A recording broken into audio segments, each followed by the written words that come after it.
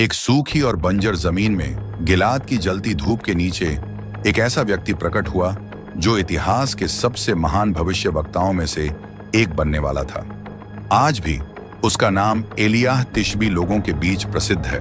उसकी कहानी इतनी शक्तिशाली थी कि उसे प्रसिद्ध होने के लिए किसी लिखित पुस्तक की जरूरत नहीं पड़ी। उसके जीवन की घटनाएं कई राजाओं की उपलब्धियों से भी बड़ी थीं। यीशु मसीह से लगभग 900 साल पहले एलियाह सच्चाई की रोशनी की तरह चमका। उसने राजाओं को चुनौती दी और लोगों के डगमगाते विश्वास को फिर से मजबूत किया, क्योंकि उस समय पूरा राज्य अंधकार में डूबा हुआ था। एलियाह का परमेश्वर की योजना में महत्व बहुत बड़ा था। इसका प्रमाण मलाकी अध्याय 4 वचन 5 में मिलता है, जहां लिखा है, देखो मैं तुम्हारे पास भविष्यवक्ता एलियाह को भेजूंगा उस दिन से पहले जो महान और भयानक होगा जब प्रभु आएगा। यह भविष्यवाणी सबके दिलों में गूंज रही थी और लोग इस परमेश्वर के संदेशवाहक के लौटने का इंतजार कर रहे थे। उसका आना एक रहस्य था जिससे वह और भी रहस्यमय लगने लगा। बाइबल में लिखा है कि वह गिलाद से आया था, लेकिन उसके परिवार और जड़ों के बारे में ज्यादा कुछ नहीं बताया गया। यही कारण था कि लोग उसके बारे में और जानना चाहते थे। अगर आपको बाइबल की यह बातें पसंद आती हैं तो कृपया हमारे चैनल को सब्सक्राइब करें और बेल आइकॉन को दबाना न भूलें, ताकि आप हमारी आने वाली वीडियो देख सकें।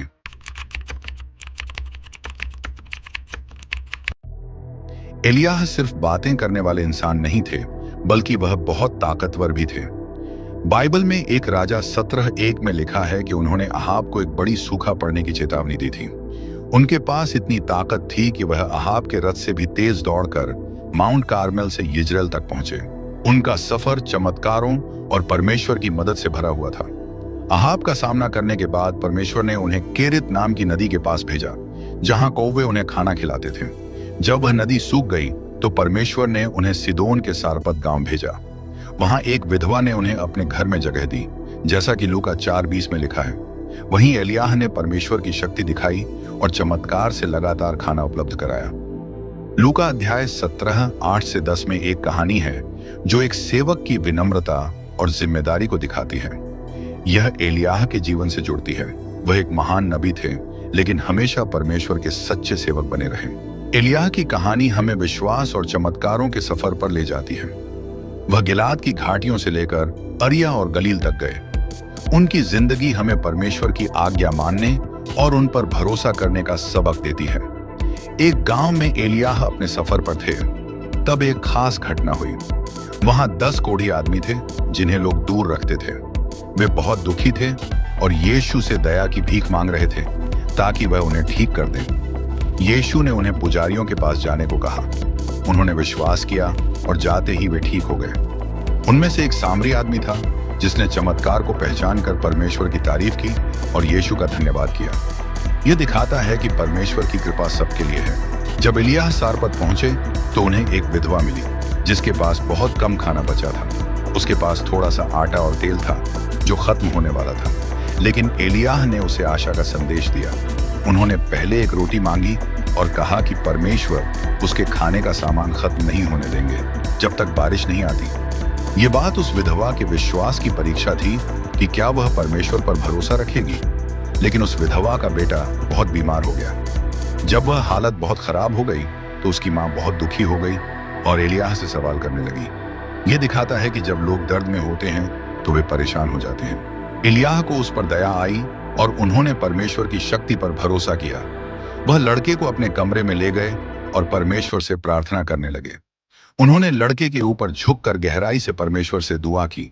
फिर चमत्कार हुआ, लड़के में फिर से जान आ गई। उसकी मां ने जब यह देखा तो समझ गई कि एलियाह सच में परमेश्वर के आदमी हैं और जो कुछ वह कहते हैं वह सच्चाई है। यह चमत्कार एलियाह के काम को और मजबूत कर गया और दिखाया कि परमेश्वर सबसे कठिन समय में भी दया करते हैं। विधवा का विश्वास फिर से लौट आया और यह चमत्कार माउंट कार्मेल पर परमेश्वर की शक्ति का सबूत बना। अब एलियाह के सामने एक और चुनौती थी। जमीन पर सूखा पड़ा था और परमेश्वर ने उन्हें अहाब के पास जाने को कहा। परमेश्वर ने वादा किया कि वह बारिश भेजेंगे। यह पल सच्चे विश्वास और मूर्ति पूजा के बीच एक बड़े टकराव की तैयारी थी। उसी समय अहाब सामरिया में भयंकर अकाल का सामना कर रहा था। ओबद्याह, जो परमेश्वर का सच्चा भक्त था, ने यहेजबेल द्वारा परमेश्वर के भविष्यवक्ताओं की हत्या से उन्हें बचाने में अहम भूमिका निभाई। एलियाह को खतरे का पता था, फिर भी उन्होंने हिम्मत के साथ परमेश्वर का आदेश पूरा करने का फैसला किया। एलियाह की कहानी हमें विश्वास और चुनौतियों से भरे सफर पर ले जाती है। विधवा के घर पर चमत्कार से लेकर माउंट कार्मेल पर होने वाले बड़े मुकाबले तक हर घटना हमें सिखाती है कि परमेश्वर पर भरोसा करना कितना जरूरी है। यही वजह थी कि एलियाह इज़राइल के महान भविष्यवक्ताओं में से एक बने। उनकी जिंदगी परमेश्वर की शक्ति और सच्चाई का सबूत थी। जब जमीन पर भयंकर सूखा पड़ा, तो अहाब और ओब्याह ने अपने पशुओं को बचाने के लिए चरागाह ढूंढने का फैसला किया। वे अलग अलग दिशाओं में गए, इस उम्मीद में कि कहीं हरी घास बची होगी जिससे उनके पशु जिंदा रह सकें। अपनी खोज के दौरान ओब्याह की अचानक मुलाकात एलियाह से हो गई। ओब्याह ने नबी को पहचान लिया और आदर दिखाया, लेकिन साथ ही डर भी महसूस किया। उसे पता था कि अहाब बहुत समय से एलियाह को ढूंढ रहा था और उसे डर था कि अगर वह एलियाह की मौजूदगी की खबर देगा तो बुरा हो सकता है। ओबद्याह, जो बचपन से परमेश्वर का भक्त था, ने एलियाह को बताया कि उसने कैसे जेजेबेल के गुस्से से बचाते हुए परमेश्वर के भविष्यवक्ताओं को छिपाया और उनकी जान बचाई। वह परमेश्वर के प्रति बहुत वफादार था, लेकिन अहाब का डर भी उसके दिल में था। लेकिन एलियाह ने ओबद्याह को भरोसा दिलाया कि वह खुद अहाब से मिलने जाएगा। यह सिर्फ एक मुलाकात नहीं थी, बल्कि यह विश्वास की परीक्षा थी। यह माउंट कार्मेल पर होने वाले एक बड़े मुकाबले की तैयारी थी। ओबद्याह ने एलियाह की बात मानी और अहाब के पास जाकर उनकी मौजूदगी की खबर दी। जब अहाब ने एलियाह से मुलाकात की, तो उसने एलियाह पर इज़राइल की परेशानियों का कारण होने का आरोप लगाया। लेकिन एलियाह ने साफ मना कर दिया और कहा कि असली वजह मूर्ति पूजा और परमेश्वर की आज्ञा न मानना है। फिर एलियाह ने माउंट कार्मेल पर एक बड़ा मुकाबला करने की चुनौती दी। उन्होंने कहा कि पूरे इज़राइल को बुलाया जाए, साथ ही बाल के 450 नबी और अशेरा के 400 नबी भी आए। यह समय था कि लोग तय करें कि वे सच्चे परमेश्वर की सेवा करेंगे या बाल की। माउंट कार्मेल पर जब बहुत सारे लोग खड़े थे, एलियाह ने उनसे सीधा सवाल किया। उन्होंने कहा कि वे फैसला करें, या तो वे परमेश्वर के साथ चलें या बाल की पूजा करें। अब फैसला करने का समय आ गया था। यह परीक्षा आसान लेकिन बहुत शक्तिशाली थी। दो बैल लाए गए, एक बाल के भविष्यवक्ताओं के लिए और दूसरा एलियाह के लिए। लेकिन असली परमेश्वर वही होगा जो स्वर्ग से आग भेजकर जवाब देगा। लोगों ने इस चुनौती को गंभीरता से लिया और इसे मान लिया। एलियाह ने बाल के भविष्यवक्ताओं से कहा कि वे अपना बैल चुनें, उसे तैयार करें और अपने देवता से प्रार्थना करें कि वह आग जलाए। यह सिर्फ परमेश्वर की शक्ति की परीक्षा नहीं थी, बल्कि सच्चे विश्वास और इस्राएल में फैली मूर्ति पूजा के बीच एक बड़ा मुकाबला था। बाल के भविष्यवक्ताओं ने सुबह से दोपहर तक अपने देवता को पुकारा, लेकिन कोई जवाब नहीं मिला। जब कुछ नहीं हुआ, तो वे घबरा गए और अपने शरीर पर चाकू से घाव करने लगे, यह सोचकर कि इससे उनका देवता प्रकट होगा। लेकिन फिर भी कोई चमत्कार नहीं हुआ। एलियाह ने देखा कि उनके प्रयास बेकार जा रहे हैं, तो उन्होंने भविष्यवक्ताओं का मजाक उड़ाया और कहा कि शायद उनके देवता बहुत व्यस्त हैं या दूर चले गए हैं। यह सुनकर बाल के भक्त और ज्यादा जोर से चिल्लाने लगे और खुद को चोट पहुंचाने लगे, लेकिन फिर भी कोई जवाब नहीं आया। फिर एलियाह ने सभी लोगों को अपने पास बुलाया। सबके सामने उन्होंने टूटे हुए परमेश्वर के पुराने वेदी को फिर से बनाया। इसके लिए उन्होंने 12 पत्थर लिए, जो इज़राइल की 12 जातियों का प्रतीक थे। एलियाह ने लोगों को उनके धर्म और एकता की याद दिलाई। फिर उन्होंने बलि की तैयारी की, लकड़ियां रखी, बैल के टुकड़े वेदी पर रखे और फिर उन्होंने वेदी पर पानी डालने को कहा। न केवल एक बार, बल्कि 3 बार। वेदी और लकड़ियां पूरी तरह भीग गईं, जिससे यह और भी कठिन चुनौती बन गई। जब बलि चढ़ाने का समय आया, तो एलियाह ने परमेश्वर से प्रार्थना की। उन्होंने सिर्फ चमत्कार की नहीं, बल्कि यह भी प्रार्थना की कि लोग फिर से सच्चे परमेश्वर की ओर लौट आएं। फिर परमेश्वर की आग आसमान से गिरी और उसने बलि, लकड़ियां, पत्थर और यहां तक कि खुदाई में भरा पानी भी जला दिया। यह चमत्कार देखकर सभी लोग परमेश्वर के सामने झुक गए और एक साथ बोले, सच्चा परमेश्वर वही है। फिर एलियाह ने आदेश दिया कि बाल के सभी भक्तों को किशोन नदी के पास ले जाया जाए, जहां उन्हें मार दिया गया।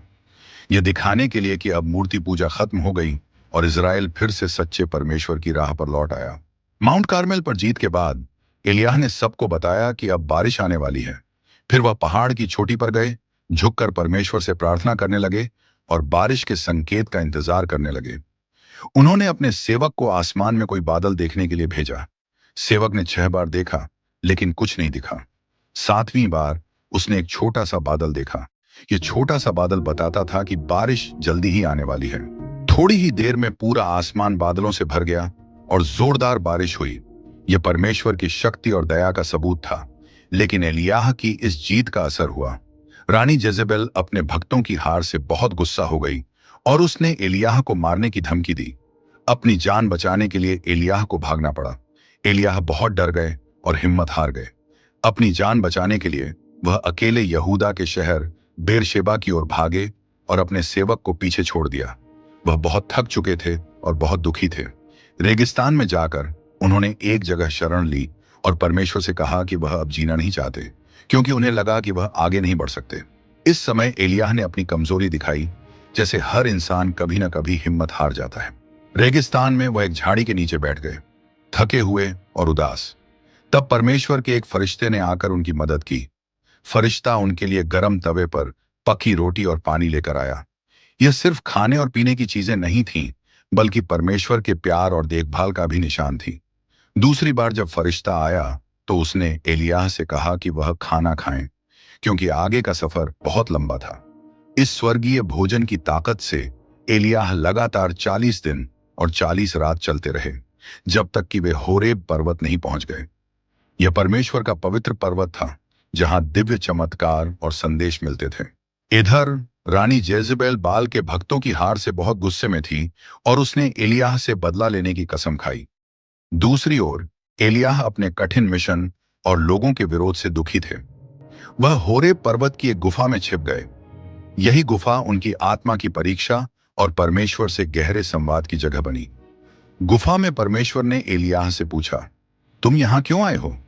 एलिय्याह ने उत्तर दिया कि वह परमेश्वर के लिए पूरी मेहनत और ईमानदारी से काम कर रहे थे, लेकिन फिर भी अकेले और उदास महसूस कर रहे थे।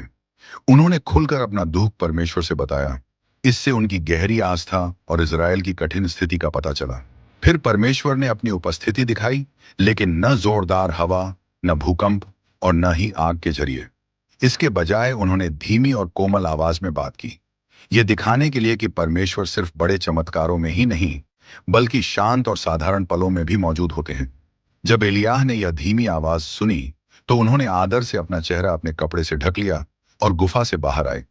परमेश्वर ने फिर से उनसे पूछा, तुम यहां क्यों आए हो?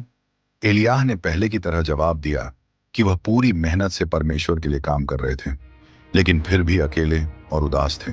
इस पर परमेश्वर ने उन्हें एक नया आदेश दिया। उन्होंने कहा कि एलिय्याह दमिश्क के रेगिस्तान में वापस जाएं और हजाएल को सीरिया का राजा, यहू को इजराइल का राजा और एलीशा को अपना अगला भविष्यवक्ता बनाएं। यह सिर्फ एलिय्याह के काम को आगे बढ़ाने का संकेत नहीं था, बल्कि इजराइल के लिए परमेश्वर की नई योजना की शुरुआत थी। परमेश्वर ने एलिय्याह को बताया कि इस्राएल में 7,000 लोग अब भी सच्चे परमेश्वर के भक्त हैं और उन्होंने बाल की पूजा नहीं की। यह सुनकर एलिय्याह को सांत्वना और आशा मिली। उन्हें एहसास हुआ कि वह अकेले नहीं हैं, बल्कि कई लोग अभी भी परमेश्वर के प्रति वफादार हैं। सिनाई पर्वत पर परमेश्वर के दर्शन से एलिय्याह पूरी तरह बदल गए। उन्हें सिर्फ नए आदेश ही नहीं मिले, बल्कि यह भी यकीन हो गया कि परमेश्वर का काम उनके बाद भी चलता रहेगा। यह समझकर एलिय्याह ने परमेश्वर के आदेशों को पूरा करने के लिए यात्रा शुरू की। सबसे पहले उन्होंने शाफात के बेटे एलीशा को खोजा, जो खेत में हल चला रहे थे। एलिय्याह ने अपना चोगा एलीशा पर डाल दिया, जो यह दिखाने का तरीका था कि अब भविष्यवाणी की जिम्मेदारी एलीशा को दी जा रही है। एलीशा ने इस पल की महत्वता को समझा और अपना सब कुछ छोड़कर एलिय्याह के साथ चल पड़े। इस तरह इस्राएल में एक नए भविष्यवाणी युग की शुरुआत हुई। जब एलिय्याह ने एलीशा को बुलाया, तो एलीशा ने अपने माता पिता से विदा लेने की अनुमति मांगी। यह दिखाता था कि वह अपने परिवार के लिए आदर और प्यार रखते थे। यह पल उनके पुराने जीवन को छोड़ने और नए जीवन की शुरुआत का संकेत था। एलिय्याह ने इस गहरे भाव को समझा और एलीशा को अपने दिल की सुनने की अनुमति दी। फिर एलीशा ने अपने बैलों की बलि दी और उनका मांस लोगों में बांट दिया। यह पुराने जीवन को अलविदा कहने और परमेश्वर की सेवा में आने का एक प्रतीकात्मक संकेत था। इस तरह उन्होंने एक भविष्यवक्ता के रूप में अपने नए सफर की शुरुआत की। एलियाह से एलीशा की यह मुलाकात सिर्फ एक आम भेंट नहीं थी, बल्कि एक बदलाव का पल था। जब एलीशा ने एलियाह का चोगा स्वीकार किया तो उन्होंने परमेश्वर की सेवा और भक्ति के रास्ते पर चलने का फैसला किया। यह निर्णय उनके पूरे जीवन को बदलने वाला था। इसके बाद एलीशा दमिश्क पहुंचे। वहां सीरिया के राजा बिन हदद बहुत बीमार थे। राजा को यह जानना था कि वह ठीक होंगे या नहीं, इसलिए उन्होंने हजाएल को उपहारों के साथ एलीशा के पास भेजा ताकि वह परमेश्वर का संदेश जान सकें। जब एलीशा और हजाएल मिले तो यह मुलाकात बहुत गहरे अर्थ और भविष्य के बड़े बदलावों से भरी थी। एलीशा ने एक रहस्यमय भविष्यवाणी की। उन्होंने कहा कि बिन हदद की बीमारी ठीक हो जाएगी, लेकिन फिर भी उसकी मौत होगी। एलीशा की इस भविष्यवाणी ने सिर्फ राजा के भविष्य को ही नहीं, बल्कि परमेश्वर की जटिल योजना और हजाएल की भूमिका को भी दिखाया।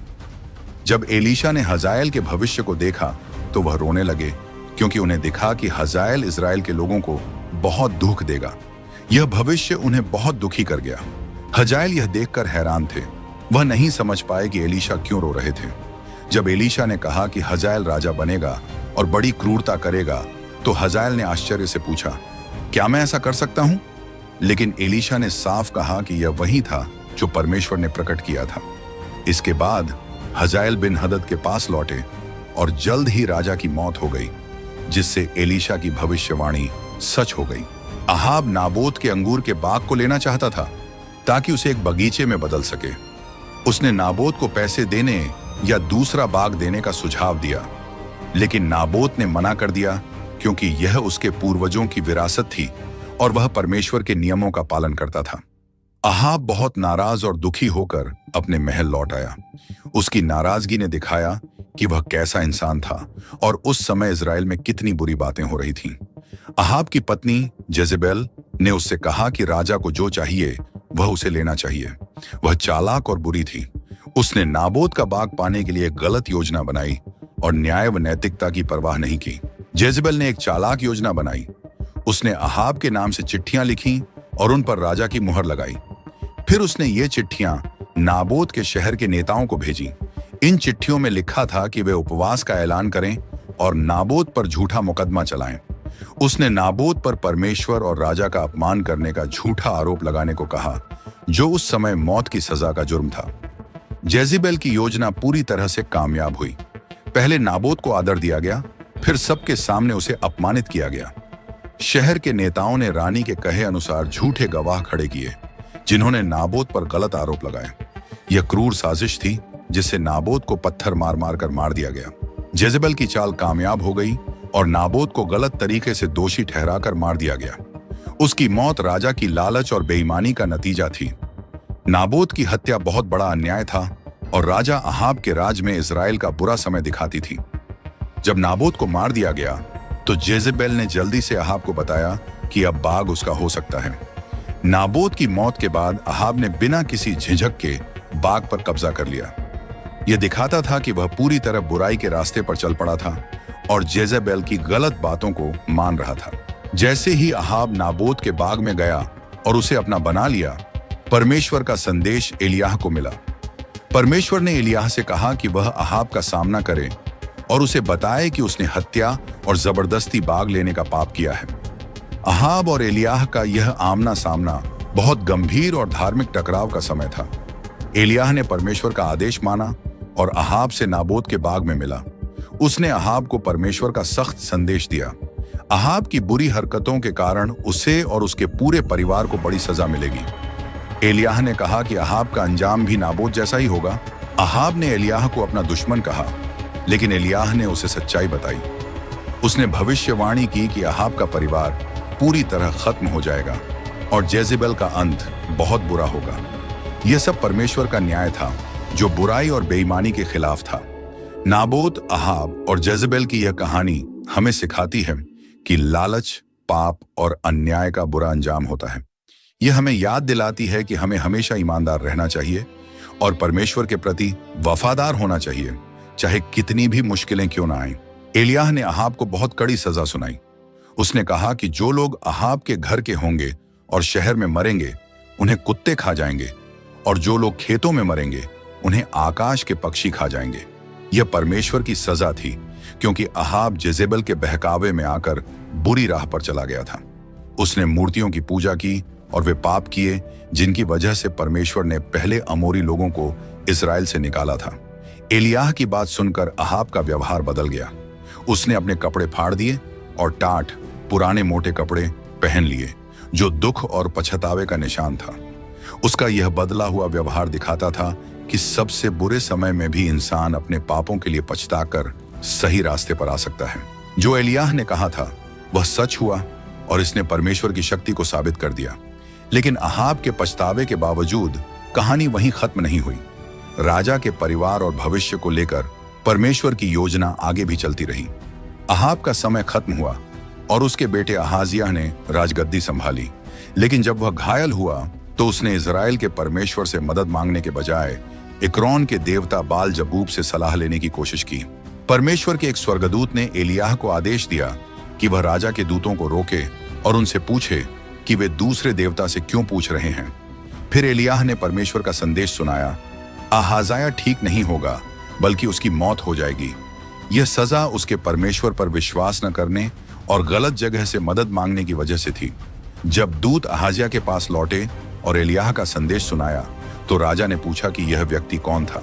जब दूतों ने उसका हुलिया बताया तो अहाजिया समझ गया कि यह तिशबी का एलियाह था। अहज्याह ने एलियाह का सामना करने के लिए एक सेनापति को 50 सैनिकों के साथ भेजा। लेकिन एलियाह, जो परमेश्वर का सच्चा भविष्यवक्ता था, अपनी जगह डटा रहा। उसने कहा कि अगर वह सच में परमेश्वर का आदमी है तो आसमान से आग गिरेगी और सेनापति व उसके सैनिक जलकर खाक हो जाएंगे। और ऐसा ही हुआ। इससे फिर साबित हुआ कि परमेश्वर की शक्ति सबसे बड़ी है और उसके भविष्यवक्ताओं की बात के आगे राजा भी कुछ नहीं कर सकते। राजा अहाजिया की जिद के कारण उसने तीसरी बार एक सेनापति को 50 सैनिकों के साथ एलियाह को पकड़ने भेजा। लेकिन इस बार सेनापति बाकी दो से अलग था।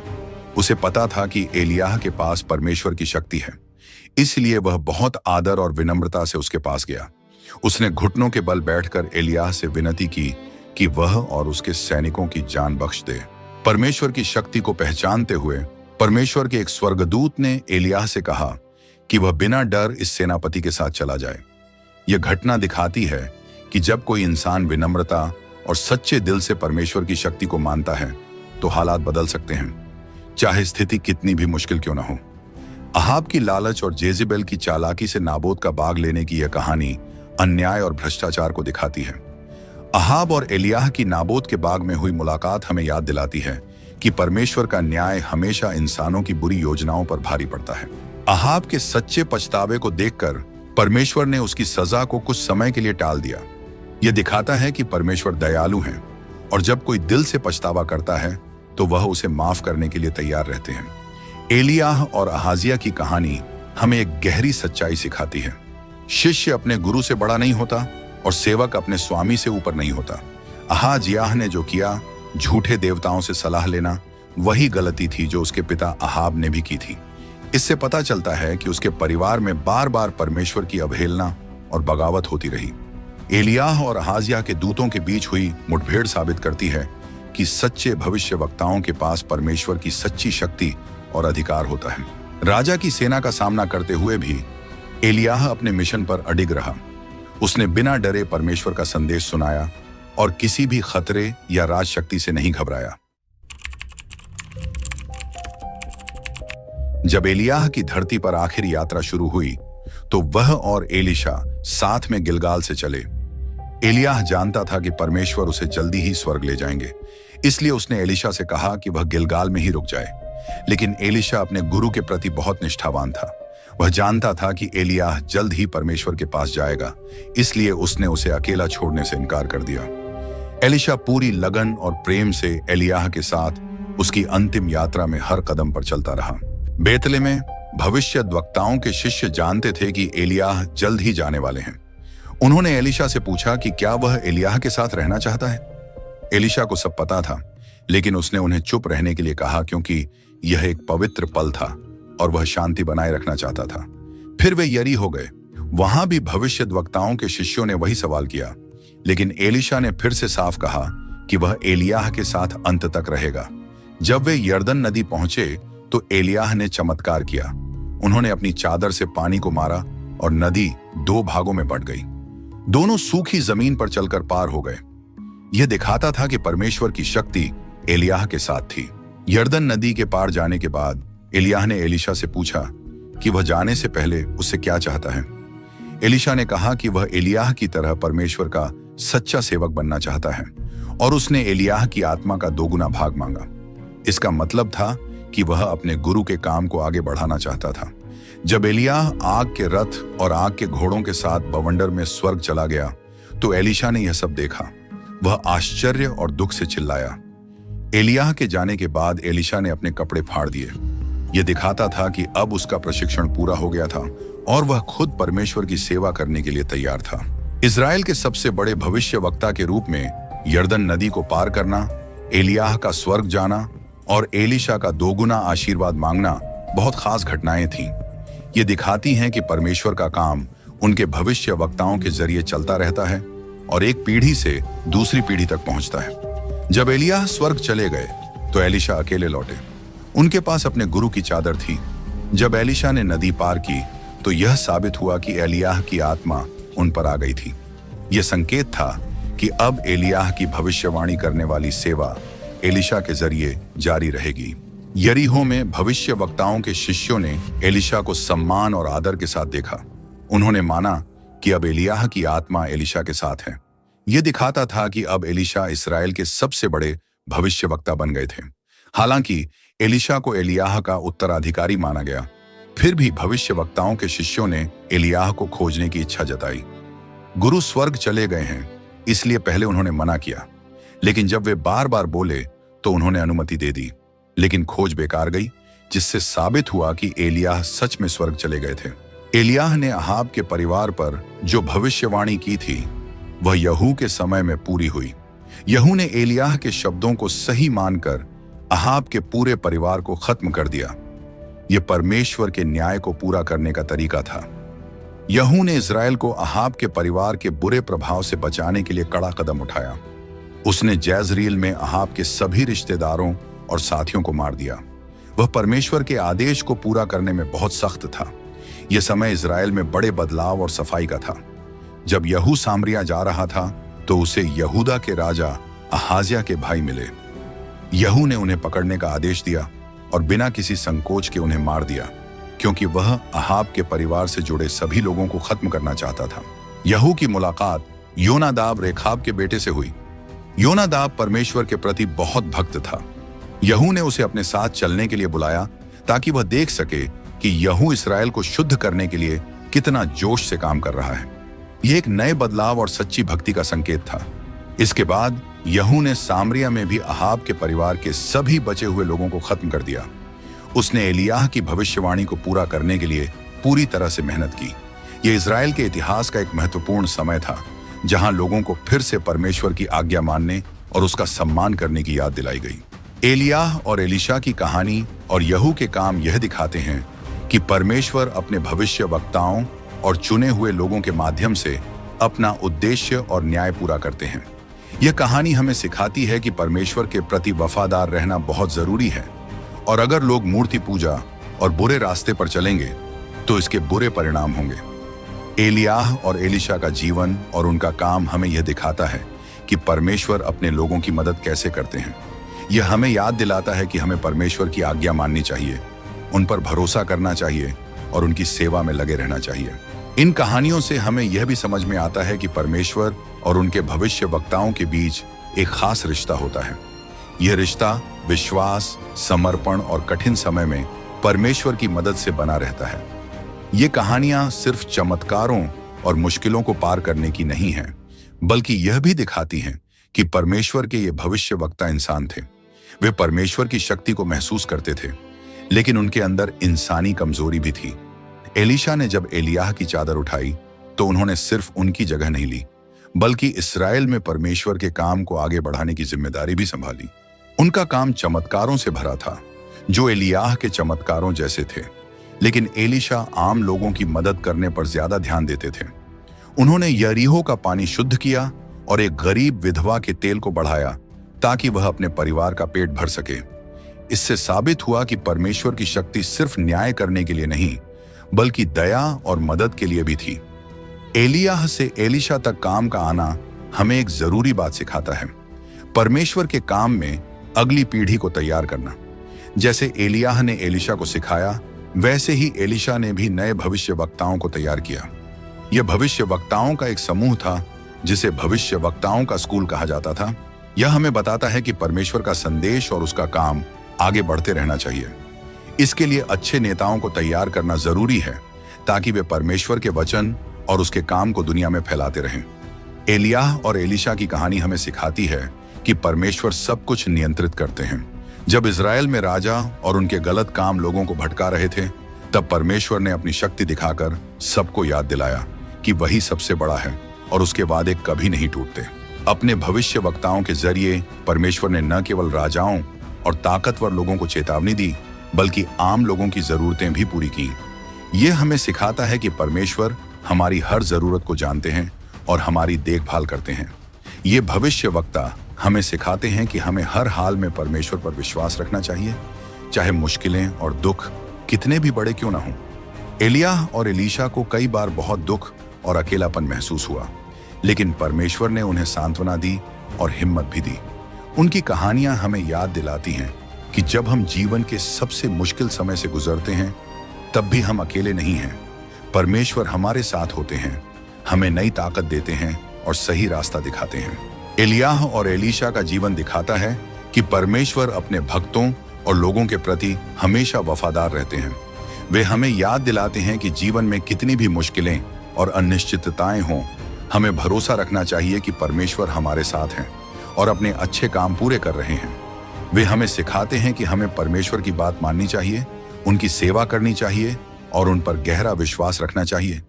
हमारी मेहनत और भक्ति बेकार नहीं जाएगी।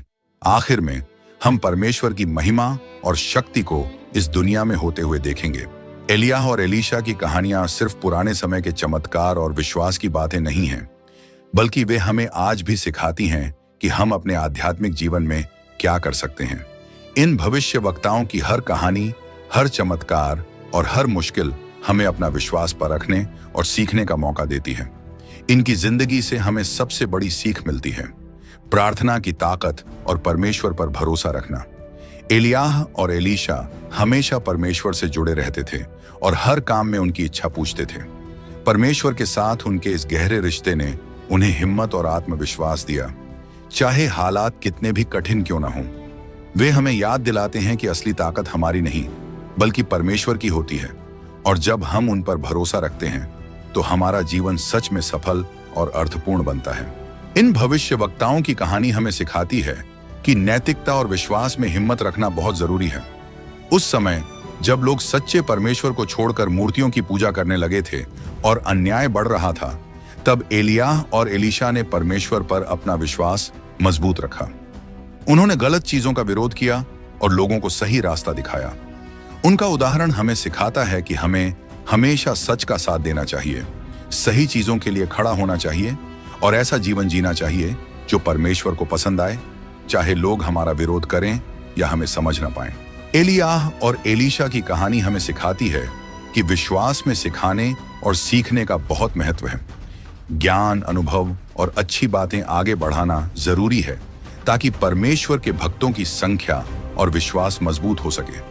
जैसे एलियाह ने एलीशा को परमेश्वर का काम करने के लिए तैयार किया, वैसे ही हमें भी दूसरों की मदद करनी चाहिए, उन्हें सिखाना चाहिए और अपने विश्वास को उनके साथ बांटना चाहिए ताकि आने वाली पीढ़ियां भी मजबूत बने। इन भविष्यवक्ताओं का जीवन हमें यह भी सिखाता है कि परमेश्वर सबसे बड़े और शक्तिशाली हैं। उनकी हर मुश्किल और जीत में हमें दिखता है कि परमेश्वर अपने उद्देश्य पूरे कर रहे हैं। वे हमें याद दिलाते हैं कि परमेश्वर सब कुछ संभाल रहे हैं और जो लोग उनसे प्यार करते हैं और उनके रास्ते पर चलते हैं, उनके लिए वे हमेशा अच्छा ही करते हैं। एलियाह और एलीशा सिर्फ अपने समय में ही परमेश्वर के सेवक नहीं थे, बल्कि उनकी कहानियां आज भी हमें सिखाती हैं कि हमें गहरे विश्वास, हिम्मत और पूरी निष्ठा के साथ परमेश्वर पर भरोसा रखना चाहिए। वे हमें सिखाते हैं कि हम सिर्फ अपनी परेशानियों पर नहीं बल्कि परमेश्वर की महानता पर ध्यान दें और उन्हीं में अपनी आशा, ताकत और जीवन का असली उद्देश्य खोजें। उनका जीवन हमारे लिए एक रोशनी की तरह है जो हमें सच्चे और गहरे रिश्ते की ओर ले जाता है, उस परमेश्वर के साथ जो हमेशा एक जैसा रहता है, बीते कल में भी, आज भी और आने वाले कल में भी। एलियाह और एलीशा के जीवन को देखकर हमें खुद के बारे में सोचने और अपने विश्वास को मजबूत करने की सीख मिलती है। उनकी कहानियां सिर्फ चमत्कारों की नहीं हैं, बल्कि वे हमें यह भी दिखाती हैं कि कैसे वे अपनी कमजोरियों और मुश्किलों के बावजूद सच्चे दिल से परमेश्वर की इच्छा को पूरा करने की कोशिश करते रहे। उनका जीवन हमें सिखाता है कि हमें भी अपने विश्वास और परमेश्वर के प्रति अपनी निष्ठा को परखना चाहिए। प्रार्थना में धैर्य रखना भी एक बड़ी सीख है जो हम उनके जीवन से ले सकते हैं। खासकर एलियाह ने दिखाया कि सच्ची और लगातार की गई प्रार्थना कितनी शक्तिशाली होती है।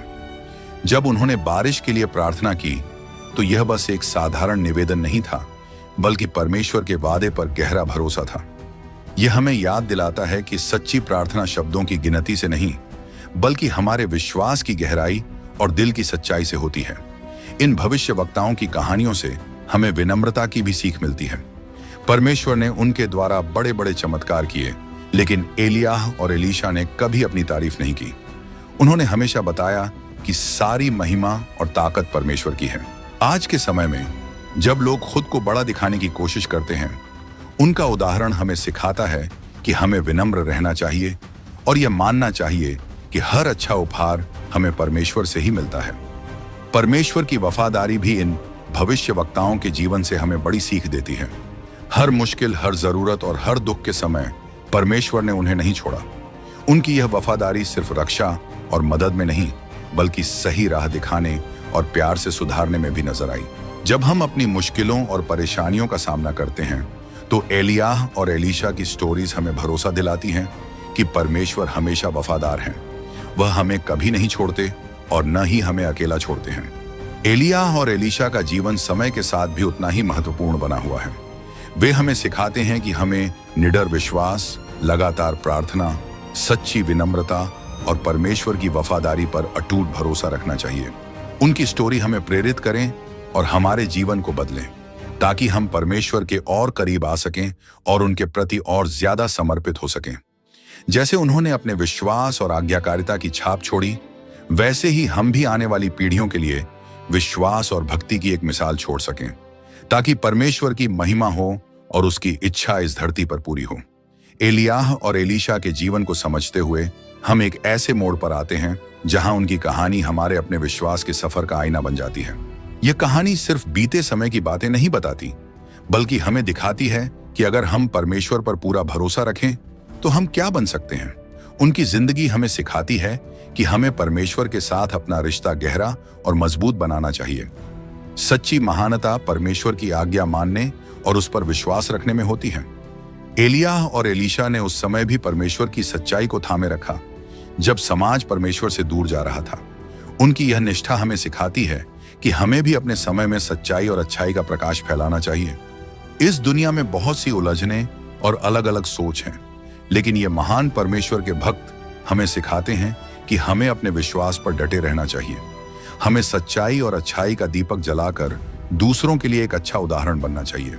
उनकी हिम्मत और मजबूती हमें सिखाती है कि हमें अपने समय की मुश्किलों का सामना भरोसे और उम्मीद के साथ करना चाहिए। जैसे एलियाह ने झूठे देवता के भक्तों का सामना किया और एलीशा ने जरूरतमंद लोगों की मदद की, वैसे ही हमें भी अपने आसपास के लोगों की मदद करनी चाहिए।